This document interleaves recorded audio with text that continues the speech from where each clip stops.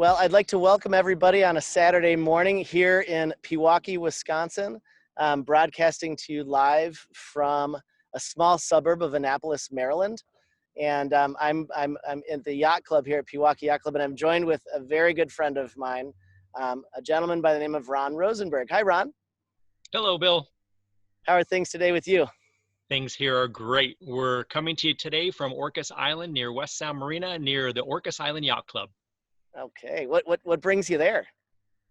We're doing a lot of coaching here these days, and I'll tell you that story in a little while whenever you're ready. But we've got a lot of good news to share, and I'll give you the update that's happened here, some exciting stuff we've been doing since March. That's great. Good. Well, we both miss being together in person, and so this is the second best thing we could come up with. And we have a lot to put into this event called the Red Tent, which we're really excited about, which is this virtual boat show experience. And you know, typically, Ron, you and I would be under the physical Red Tent right in Annapolis and sharing stories and enjoying time with our friends and customers. So we're going to try to duplicate that as much as we can here today. Sound good to you? Sounds good. All right. I'm sorry we're not there in person, Bill. You realize it's been more than 20 years that we've been under the Red Tent this week, every year in Annapolis at this boat show, doing what we do best. So I'm missing that now, but thanks for having me here. And it is really nice to be into this Harken, the very cool Harken Red Tent. I know it's been a big effort from the Harken side of things to make this thing happen, and it sure looks good. I've been watching all morning, and it's been great. The show so far this week's been coming off really nicely for you guys. So thank you for inviting me to join you today. Let's think of the venerable, the first product that came out, which was Sailcoat. And I've got a lot of good memories of its application in different places. Oh, of course, you have it right with you. Well done. Happen to have one right here, Bill. Tell me a little bit about that product. Yeah, so this was Team McLube, which is a subsidiary of McGee Industries. Team McLube came out with this product in the mid-90s. This is our flagship product. It's been improved a couple of times since then. We've got a good, strong lab of chemists that work with us and do a great job improving and meeting the needs of sailors around the world. So this product specifically is for everything that slides. It's a dry lubricant, so you can spray it on everything from the most popular application, of course, which is your mainsail tracks, whether it's slugs that go up the mainsail track or a bolt rope. It makes a huge difference for those that are struggling to hoist the mainsail. So for everything that slides, that's Sailcoat.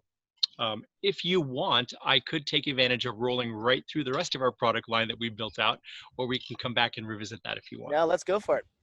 Okay, the next product that we came out with after that was a few years later.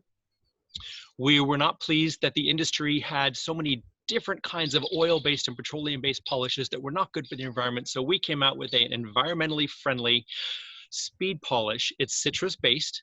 You don't even have to wear gloves. It's easy on. It's super easy to apply. You wipe it right on. You don't even let it dry. You wipe it off with a clean towel, wipe off the excess, and you're good to go. It's a super slippery product, and it seals the surface. And this is what you'd find everything from the average Opti or laser at an event that you go to, anybody who wants to take care of their boat and doesn't want to have to deal with an oxidized, pitted up gel coat. This is the protective coating that you'll want. It's become very popular over the years. And so it's a great product, and we're really proud of it. That's Team McLube Hull Coat Speed Polish. And that is the fast that lasts, is what we say with that product, the fast that lasts. The product that came after that was the anti-foul speed polish version. This is for boats that stay in the water overnight. Think of your Melgis boats and your J boats, One Design keel boats, boats that stay in the water overnight.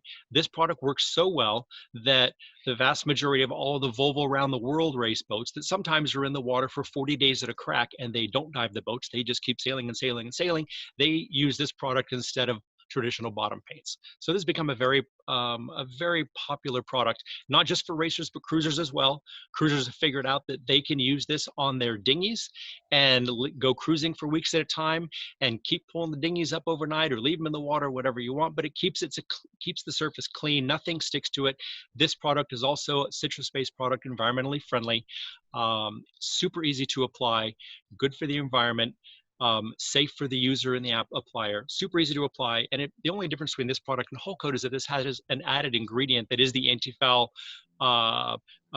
component of this product. So And Ron, lastly, question yes, about that. yes. You mentioned the Volvo and the Volvo Ocean Race. I'd be very interested to hear a little bit about how the application um, was used in that format, and what were they really needing that coverage for besides just the hull? Yes. So if you go to the website at McLubeMarine.com, you'll see some cool photos of a lot of the boats either rocked up on their sides or up on the hard, and they're applying at every stopover. They would apply the McLube Hull Coat product. They would also apply it often to their carbon rigs, carbon booms, because the product has more UV inhibitor than any other product on the market. So it's a good sun protectant, which of course, as we all know, carbon fiber needs that as well. But they would typically apply at every stopover, but sometimes they're in the water for 20, 30, 40 days at a time. During that time, this product would protect the hull, keep it clean so that there is no diving, there is no cleaning, and best of all, there is no bottom paint. So it's a super fast, clean, glossy, very slippery surface. Couldn't think of a better test, than ripping through the Southern Ocean and seeing if this surface would still be as smooth when you got to the finish as it was at the start. You bet. What's next up your sleeve? Well, we have what has rapidly become the most popular of all of our products, One Drop Ball Bearing Conditioner. This is for everything that rolls. And Peter Harken will tell you, as he's used this a lot over the years, that his quote on this product that I love hearing is, "It makes your old balls perform like new." And it truly does on boats as well. So it is a fantastic product. And this was designed by the engineers at Harken as well as the chemical engineers at McLube. We worked together on this product. There was a need. We came up with this product, and this is a product that people try usually on the traveler cars or something like that first. It keeps the ball bearings conditioned and the surfaces of the ball bearings coated so that dirt, salt, grime does not adhere, it does not get in there, and it stays clean, and they continue to perform day in and day out. So it's really been a breakthrough product for anything ball bearing related. So for everything that rolls. And again, you can see all these products at McLubeMarine.com, and you'll even see some short 60-second videos of how to use the different products. But this continues to be the bestseller and the rapid growth product of our entire line. Terrific. So That's thanks, great. Bill. Thanks for letting me share that. Yeah, no, we really enjoyed learning about those things. One thing that we recognize at Harken is we've built our name oftentimes on racing, and having things operate smoothly without friction are important. One thing that we've learned though is the cruising sailor and the day sailor oftentimes have more to benefit from reducing friction, having systems run smoothly on the Harken side, and I would imagine the same for the McLube side. Can you think of some applications that are really useful for the day sailor, for the cruising people? Absolutely. The polishes have become very popular, especially this season. More families than ever have been out here in the San Juan Islands and elsewhere in the Pacific Northwest. More boats than ever have been crowding the harbors, all the beautiful cruising grounds that we have out here. It's been fascinating to see the families, the number of sailors, the communities, the sailing communities that have really tightened up and really relied on each other through this COVID time. Mm. And because that's become so important, it's introduced a lot of new people to sailing, and people are using their boats a lot more often over these past few months, and certainly this past summer, than at any previous point in my memory.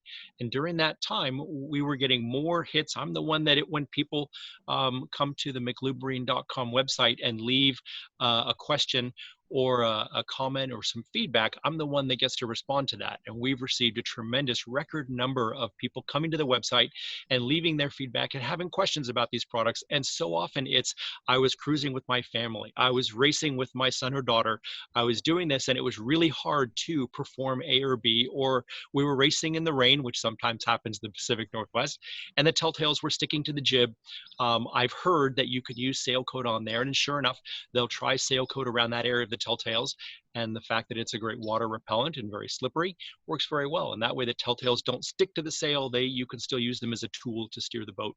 And as beginners are trying so hard to learn, and either they're becoming competitive on the racetrack or they're learning with their families, it's really nice to be able to have these helpful tools where otherwise you wouldn't have these solutions without these products. So it's not just for, the Sailcoat product for everything that slides. It's not just for raising your main or that sticky hatch that might slide back and forth, or the wooden drawers inside the boats that don't work so well. So it's for everything that slides, and people are discovering all these great new applications for all of our products. And especially, we seem to be very much in a family-oriented, community-oriented mode of learning and doing it yourself. And people kind of reinventing how to use these different products. So it's been really fun time to learn along with people. Oh, that's great. I think this has been a incredibly challenging year. It's allowed everyone though an opportunity to really reinvent themselves and to really rethink what sailing means to them. Maybe most importantly, what family and friends really have as a priority. Just the fact that we're able to stay connected here through a red tent experience. It's a pivot, but it's better than nothing. And I'll say this, those who've been able to really kind of recognize the priorities in their life and enjoy places like behind you and behind me on the water with family and with friends with a small tight-knit community, it's really terrific. It can mean a lot. Hey, Bill, you talk about pivoting from a, COVID struck back earlier in the year. I know you guys have been busier than ever this year since then. Can you tell me a little about what you guys did as a company? And if you don't mind, just take me back a little bit. COVID struck. How did you guys respond as a company? Because I know you guys over the past few decades, and even as a kid growing up with Harken posters on my wall, I know you guys as a resilient company that always is quick to figure out what the next move is, redirect and make the necessary adjustment and push forward, always coming out the other side in better shape than when things began. So if you can just tell me a little about what you guys have been up to since that time.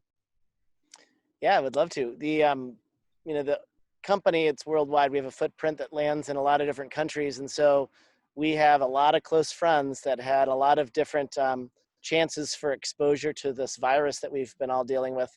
And I would say for us, what was interesting was it brought our family close together. And I don't mean just our Goggins family. I mean the Harken extended family. As we all know, Italy was one of the hardest hit regions. And for us, seeing the quick pivot to make sure our people were taken care of, really living our values of taking care of keeping the well-being of our people first came out. And we're very grateful to say that we've had a very light impact on our business in terms of, most importantly, nobody had been really dramatically sick. And a lot of this just because of the efforts that we've taken. Reaching out to the community here in Pewaukee, we recognized through our healthcare providers and a good friend of mine who contracted COVID early that there was just a vast under inventory of all the PPE. And so that equipment, building masks, we were able to help out and contribute a little bit through our canvas department. And at the Pewaukee Yacht Club, we got a lot of volunteers to help contribute their time and effort to make masks. And, it was something that allowed us, when business got quiet, to really contribute back to the community.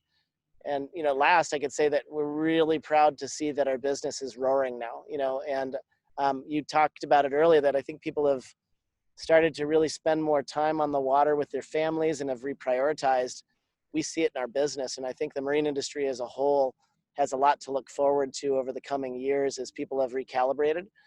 There's going to be a lot of focus and energy on communities, families, getting out on the water when racing starts to turn back on. We're all going to be ready for it, and we're really grateful for how the last year has recalibrated our business and our priorities. So that great answer. And I know how hard you guys all worked. And I think what impresses me most about this red tent experience, having checked out over the last couple of days, Bill, is that you guys have come up with a huge line of new products. Every year, you guys impress me with a bunch of new products, but this year in particular, in addition to everything that we've been up against, do you mind sharing a little about what those new products are, and just share for people out there that are wondering what you guys have come up with and the results of all of your hard work when it comes to products that are going to help your customers? Sure, happy to. You know, as you're scrolling through the Red Tent experience, you can check out some of the new videos. That those will feature some of the products. I think two that I'm most proud of that I can see coming from our team. One's from inside, one's from a partnership. First, inside, we've, you know, quite candidly, we're always listening to our customers, and you know, our Mark IV furling, it's our performance furling, has always been revered at the top of the list as something that people really appreciate.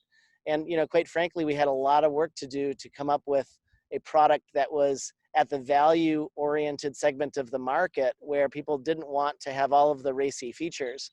And so we're really pleased to be introducing a new range of furling, and that's going to be the Mark IV Ocean range. And so that Ocean range is going to be for the person who is not going to need two tracks for changing out head sails, but they really are looking for something that's going to be absolutely reliable and high performance. So knowing that that's coming out in this fall and winter, we're really excited about that. Another product that stands out to me is the Harken Vang Master. So we now have, after recognizing a hole in our catalog for some time, a rigid boom vang system with a variety of multiple purchase systems that can come to the vang adjustments would be really good.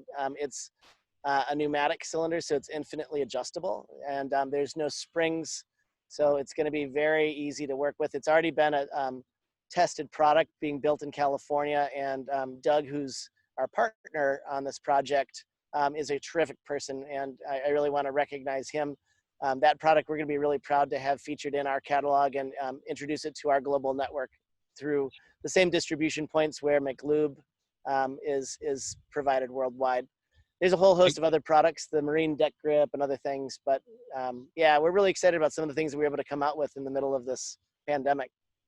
That new boom vang concept, that is something that every team that I sail with and coach with is definitely going to want to get their hands on.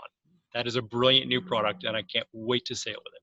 All right, we expect an order next week, Rosenberg. You got it. You got it. Can we order those by fleet? Do we get a fleet discount if we do our entire West Sound fleet here? Because we're growing fast. Well, with your influence, Ron, we can negotiate. I think we could probably come up with something. You know, let's talk a little bit about that fleet and your experience. So, you know, you're very humble, and you'd never say this, but you're one of the most decorated sailors in our extended Harken family. 5 world championships, 50 national championships. You were captain of the Olympic team in Barcelona. You won worlds, you know, in youth championships. So you've really taken that know-how and put it into coaching. And I'd love to get your perspective on two things. One is what the pro circuit is doing. I know you've been doing some coaching in the TP52 circuit, but you coached up a couple teams to win the latest J24 Worlds, and I believe the latest Dragon Gold Cup, which is the world championship for that revered class. Tell me a little bit about that side of the Rosenberg equation. So yeah, 2019 was a huge year for me. We targeted, from a coach, I targeted 2 world championships for 2 specific teams. They came away with wins in both of them. The Dragons were in Perth, Australia. The J24s were in Miami. Totally different teams, totally different venues. They managed to come up with wins in both of them. So that really felt good for me. That made a big impression on my life. So when COVID hit just a few months later, literally 2 months, it hit here in Seattle, the Pacific Northwest in March. We had just won that Dragon World Championship a few months prior to that. So when things came to a screeching halt, my personal pivot was realizing we're not going to be getting on an airplane anytime soon, and that life is going to change. We just weren't sure how, but we did do some adjustments and some pivots and came right to our local fleets here. And one of the interesting things is that there's a group of a sailing community here on Orcas Island. It's a fairly remote place. There's no nearby metropolitan area. But what is important is that sailing to these people, to their families, it's meant a lot to them, and they weren't ready to give that up. So they found a way where they could socially distance, and what they decided to do, they have all these cube boats that stay in the water, and they race every week, week in and week out. What they decided to do was go the double-handed mode. Whether it was spinnaker or no spinnaker.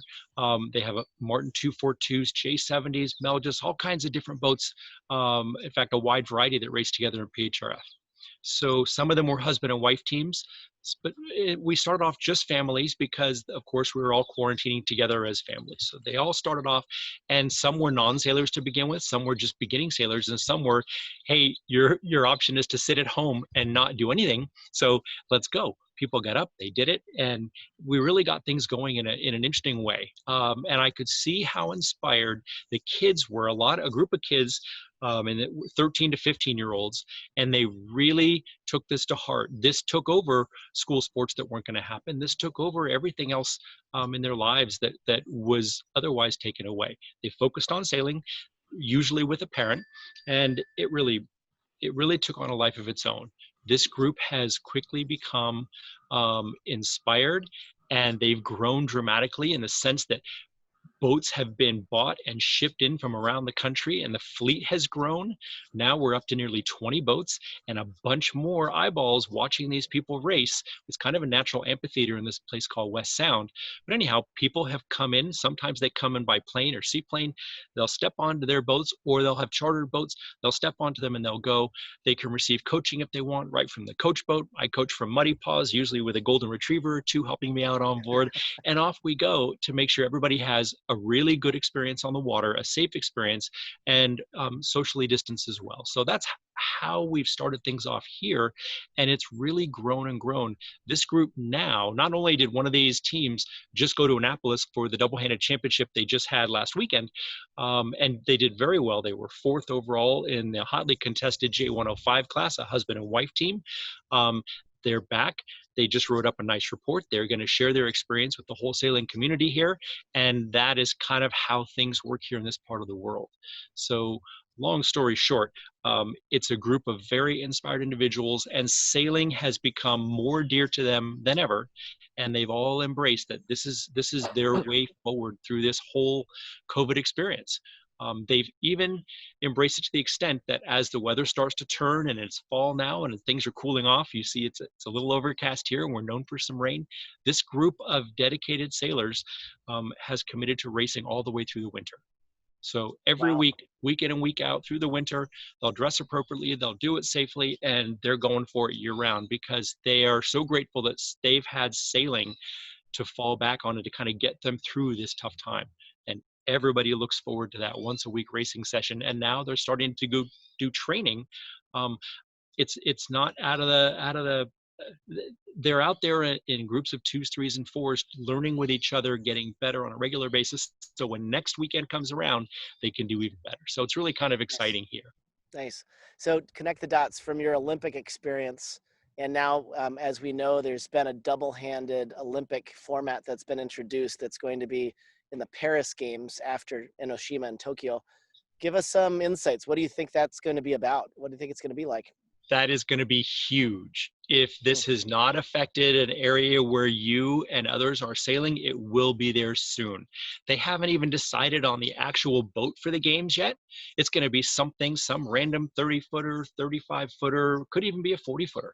We don't know if it's going to have foils or not. We don't know exactly what it's going to be. But what we do know is that people are on board with this concept, and what could be more natural in a crazy world that we're living in with COVID, where you're only sailing a big boat with one other person. Mm-hmm. And it's a huge challenge. And there is never a dull moment in double-handed sailing. If you're Right. sailing a 35 or 40 footer with 5, 6, 8 people lined up on the rail, and you're in charge of the topping lift or the Cunningham or something, some small part of the big mechanism that is that team, you're going to have your hands full, and you're going to have to know how to do everything on the boat as a double-handed sailor.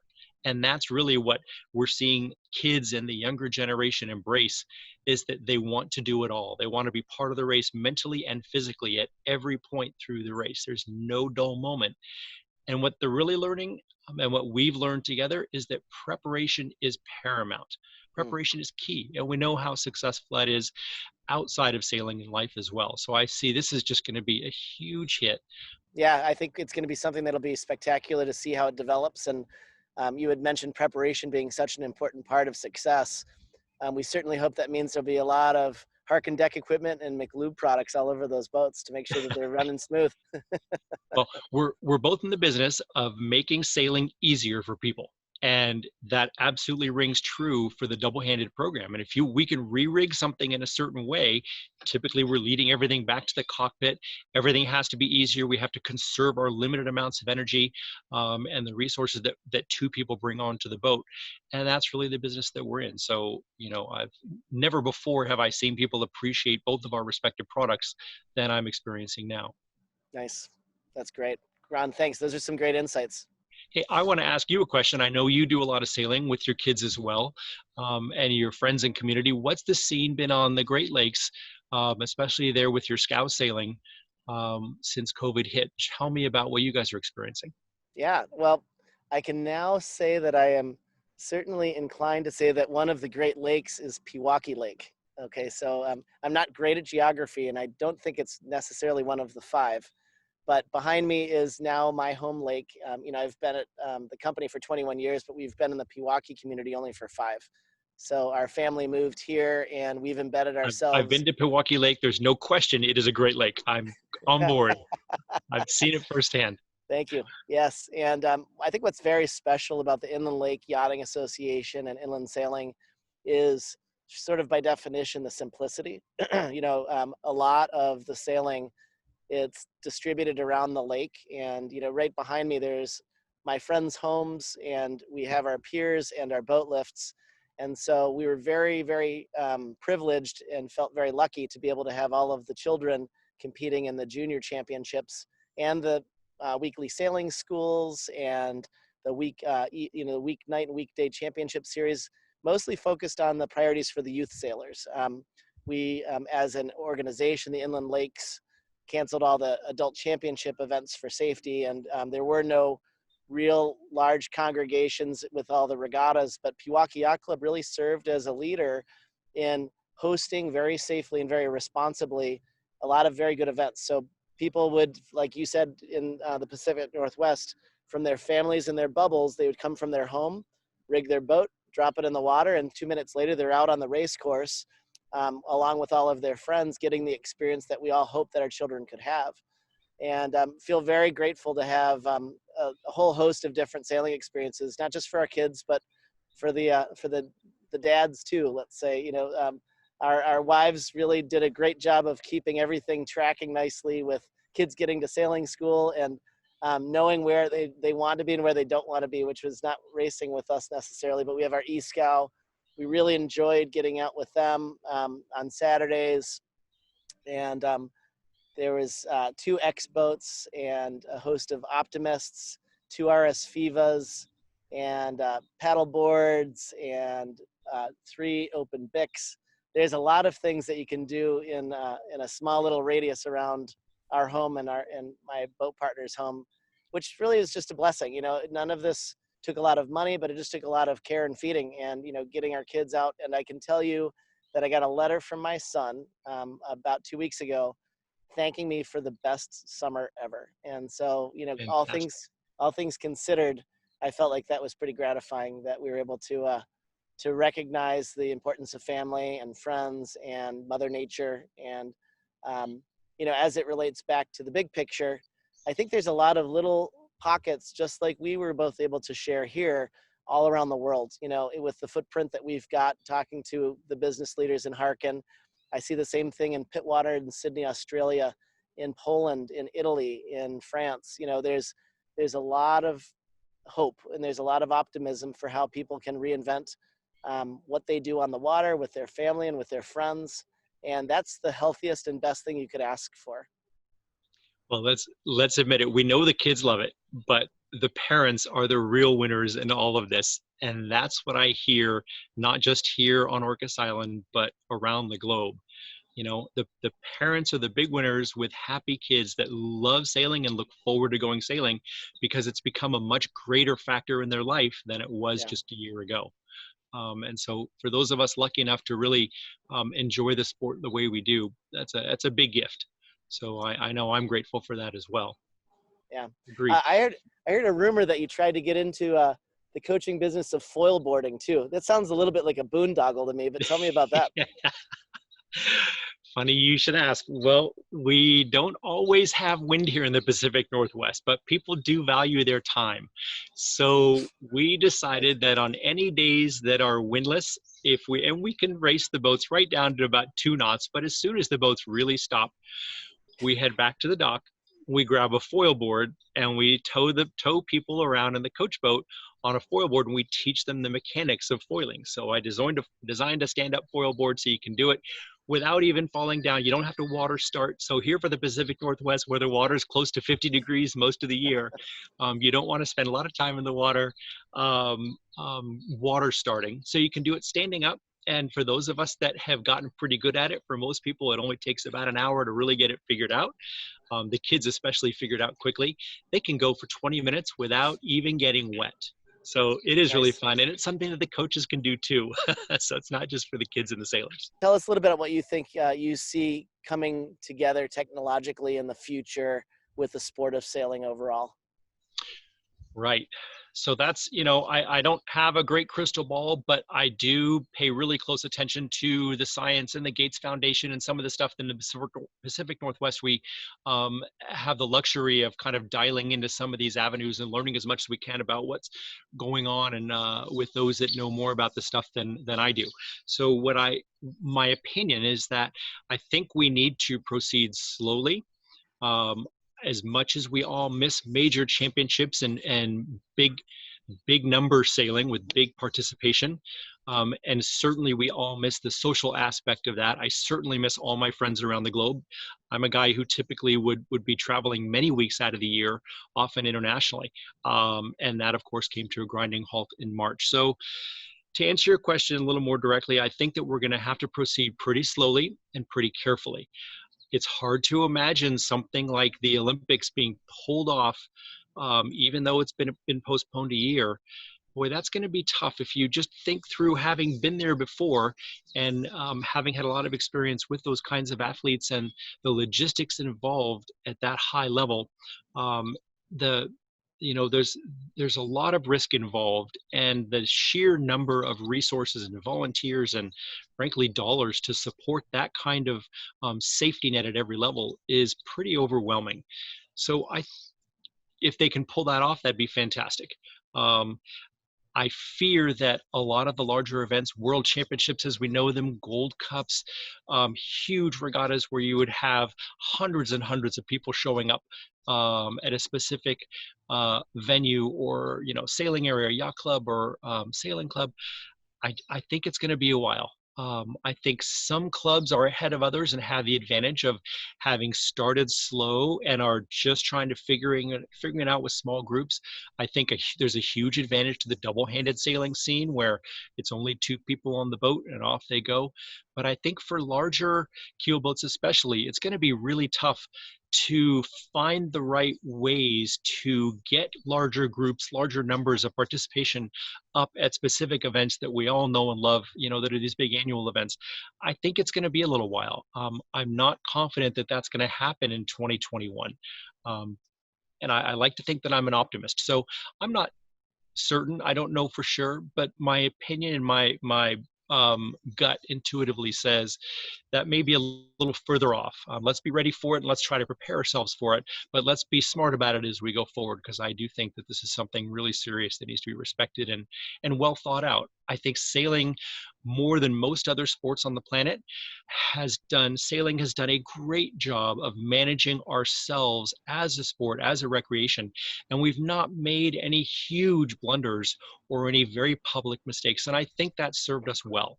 So I think as long as we proceed intelligently and carefully, I think it can be done, and we just need to figure out the right ways to do that going forward. We're smart, we're resilient as a community, and we'll figure it out. That's well said. That's well said. One thing that's unique and exciting is there are pockets where, like you were suggesting before, double-handed sailing, short-handed sailing are still thriving. The start of the Vendée Globe is just in a few weeks' time. And that's going to be 25 to 30 of the hottest boats in the world racing nonstop around the world. So it's pretty interesting to see how our sport can adjust itself and also provide a really special product, even amid such a pandemic. I want to congratulate you, Bill, on leading the charge on what has to be one of the most impressive things throughout the history of Harken, and that is the new transformation that the Harken is an employee-owned company. Can you tell us a little about that? Because that to me is nothing short of extraordinary. And having heard from a few of my friends that work with you, it's really nice to hear how proud everybody is as an employee to be an employee owner of a company like Harken. The pride is impressive. Can you tell us something about that and what that might mean for the future for those of us that don't know Harken as well as you or I do? Yeah, no, thanks, Ron.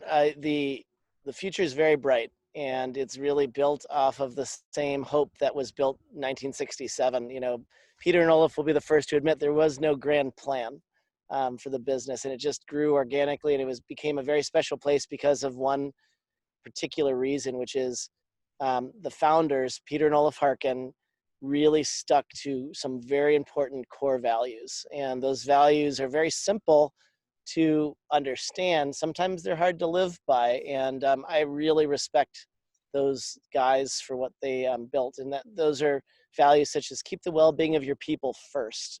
You know, make products at a fair price, but make sure that they're the best, and serve the customers beyond their expectations. And don't lose your sense of right from wrong, you know, taught by mom and dad. The really core values that we call our weather mark. And those are the things that really helped craft and define Harken's future at this point where, you know, Peter and Olaf Harken's family were really looking for a plan, you know, for a long-term answer to how the business should be owned and set up for the future. And the credit and the congratulations belong to them. You know, they really have done an amazing job of thinking first and foremost about the people that make the company what it is, and those values. I mean, hammering that home with actions instead of words is really what Peter Harken is showing, and you know, Olaf's family have shown by selling the business to this U.S. Organization.